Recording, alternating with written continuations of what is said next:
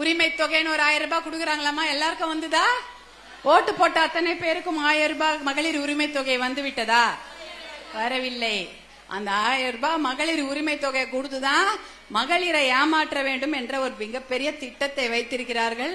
எலெக்ஷனுக்கு முன்னாடி இன்னும் எவ்வளவு கொடுக்க போறாங்கன்னு தெரியல. அந்த 1000 ரூபாவும் உங்களுடைய கணவன்மார்களோ உங்க குழந்தைங்களோ இல்ல அக்கா அண்ணன் தம்பியோ டாஸ்மாக்லயும் ஒயின் ஷாப்லயும் கொடுத்த அதே 1000 ரூபாய் தான் உங்க வீட்டுக்கு வருது. அது தெரியுமா? எந்த 1000 ரூபாய் அது? ஒயின் ஷாப்ல நம்ம வீட்டுல இருந்து போன அதே 1000 ரூபாய் பேங்க்ல வந்து விழுது. அதான் இங்க நடக்குது. அதெல்லாம் தெரிஞ்சுக்கோங்க. அதான் உங்களுக்கு தான் தெரியுது. நான் சொல்றதுக்கு முன்னாடி நீங்களா சொல்றீங்களே இந்த விஷயம். அதான் சொல்றாங்க. நான் இந்த விருதாச்சலத்துல கேட்டுட்டு இருந்தேன், தண்ணி பிரச்சனை எல்லாம் என்னம்மா அப்படின்னு கேட்டப்போ சொன்னாங்க, முன்னாடிலாம் 20 அடி தோண்டனா தண்ணி கிடைக்கும். இப்ப 800 அடி போனாலும் தண்ணி கிடைக்கல.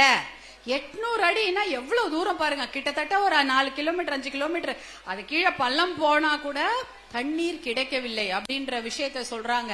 என்ன அநியாயம் இது? அவ்வளோ தண்ணீர் வளம் நிறைந்த பூமி விருதாச்சலம். இப்ப யோசிச்சு பாருங்க, ஏன் கிடைக்கல? ஏன் கிடைக்கலமா தண்ணி? என்எல்சியால தான் கிடைக்கல. அவங்க கரெக்டா சொல்றாங்க. என்எல்சி வந்து நெய்வேலியில தானே இருக்குது. விருதாச்சலத்துக்கு என்ன சம்பந்தம்னு கேக்குறீங்கல்ல. என்எல்சின்றது நெய்வேலி லிக்னைட் கார்பரேஷன், நெய்வேலி பழுப்பு நிலக்கரி சுரங்கம். ஒரு கிட்டத்தட்ட ஒரு 40,000-50,000 ஏக்கர் அந்த பகுதியில எடுத்துட்டாங்க. புவனகிரி அப்புறம் நெய்வேலி இந்த பகுதியிலெல்லாம் 40,000 விளை நிலங்கள், விவசாயம் செய்யக்கூடிய நிலங்களை எடுத்து அங்க இருக்கிற மக்களை கொண்டு வந்து விருதாச்சலத்துல தானே போட்டிருக்கிறாங்க. விஜய மாநகரம் எங்க இருக்கு? விருதாச்சலத்துல தான் இருக்கு. அந்த இடத்துலதான் இந்த மக்களை எங்க இந்த நெய்வேலி போன்ற பகுதிகள், புவனகிரி போன்ற பகுதிகள் இருந்து ஒரே ராத்திரி கிராமமா அந்த மக்களை அப்படியே பஸ்ல ஏத்தி குழந்தை குட்டிங்களோட மூட்டை முடிச்சோட ஏத்தி கொண்டு வந்து விஜய மாநகரத்துல போட்டாங்க. இது வரைக்கும் அவங்களுக்கு எந்த வசதியும் செய்து தரல.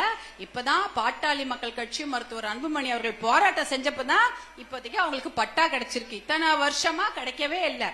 அந்த நெய்வேலியில 40,000 நிலம் எடுத்தாங்கல்ல, அவங்க எப்படி அந்த பழுப்பு நிலக்கரி எடுக்கிறாங்க தெரியுமா? எப்படிமா பழுப்பு நிலக்கரி மேலேயே இருக்குமா? கிடையாது. பழுப்பு நிலக்கரி, அந்த நிலக்கரி எங்கன்னா மண்ணுக்கு கீழே இருக்கும். மண்ணுக்கு கீழே தண்ணி, நல்ல தண்ணி. கடலூர் மாவட்டத்தை பொறுத்த வரைக்கும் நல்ல தண்ணி, இந்த மாதிரி தண்ணி உலகத்திலே 2 இடத்துல தான் இருக்கு. ஒன்னு ஆஸ்திரேலியால இருக்கு, ஒன்னு இந்த மாவட்டம் கடலூர் நெய்வேலி இந்த மாவட்டத்துல இருக்கு. ஏன்னா அது வந்து ஒரு அவ்வளோ நல்ல நீர். மண்ணுக்கு கீழே நல்ல தண்ணி, நல்ல தண்ணிக்கு கீழே பழுப்பு நிலக்கரி. நிலக்கரி கூட கிடையாது, பழுப்பு நிலக்கரி. அந்த பழுப்பு நிலக்கரியை தோண்டி எடுத்து எரிச்சா அவ்வளோ கரி, சாம்பல், குப்பை, விஷம் சுத்தி பரவும். அப்ப மண்ணை தோன்றாங்க. அடுத்த இருக்கிற தண்ணி எப்படி எடுப்பாங்க? அது கீழே அவ்வளவு நல்ல தண்ணி இருக்க, அத போர் போட்டு உறிஞ்சி எடுத்து கொண்டு போய் கடல்ல தள்ளிடுறாங்க. அவ்வளவு தண்ணி, லிட்டர் கணக்கு, டன் கணக்குல அவ்வளவு தண்ணி இருக்கா. அந்த தண்ணி, நல்ல தண்ணிய உறிஞ்சி கடல்ல போய் கொண்டு போய் சேர்த்துடுறாங்க. கடல் தான் பக்கத்திலேயே இருக்க. மண்ணை தோன்றாங்க, அது கீழே இருக்க நல்ல தண்ணிய உறிஞ்சி எடுத்துட்டு போய் கடல்ல போட்டு அதுக்கப்புறம் நிலக்கரி எடுக்கிறாங்க. இந்த கடல் தண்ணி உறிஞ்சிட்ட அப்புறம் என்ன ஆகும்?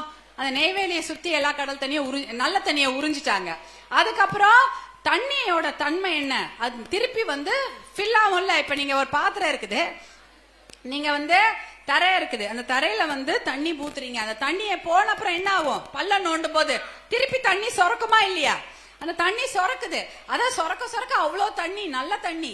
அப்ப என்ன ஆகுது? நெய்வேலி சுத்தி இருக்கிற தண்ணி எல்லாம் சொரந்து கடலுக்கு போயிடுது. அதுக்கப்புறம் நெய்வேலிக்கு சுத்தி இருக்கிற அடுத்த ஊரு இன்னும் 1 லட்சம் ஏக்கர், அதுல இருந்தும் தண்ணி உள்ள வருது, அதையும் உறிஞ்சி போடுறாங்க. அதனாலதான் விருதாச்சலத்துல தண்ணி இல்ல, வேற எதுவும் கிடையாது. இங்க நெய்வேலி லிக்னைட் கார்பரேஷன் இல்லைனாலும் உங்க ஊர் தண்ணி போனதுக்கு காரணமும் நெய்வேலி லிக்னைட் என்எல்சி கார்பரேஷன் தான். ஏன்னா இந்த தண்ணியை உறிஞ்ச பக்கத்து ஊர்ல இருக்கிற அந்த தண்ணி எல்லாம் திருப்பி அந்த இடத்துக்கு போது, அதையும் உறிஞ்சு கொண்டு போய் கடல்ல போட்டுடுறாங்க. போட்டதுனால்தான் இந்த பகுதியில விவசாயம் பாதிப்பு. தண்ணி இல்ல, தண்ணி இல்லாம அந்த வெற்ற இடத்துல என்ன வருது? உப்பு தண்ணி வருது. உப்பு தண்ணி வந்தா தண்ணி உப்பு கரிக்கும். எந்த ஊர் போனாலும் உப்பு தண்ணின்றாங்க. நல்ல தண்ணி எல்லாம் போய் உப்பு தண்ணி வந்தா அந்த இடத்துல இதுவாகுது.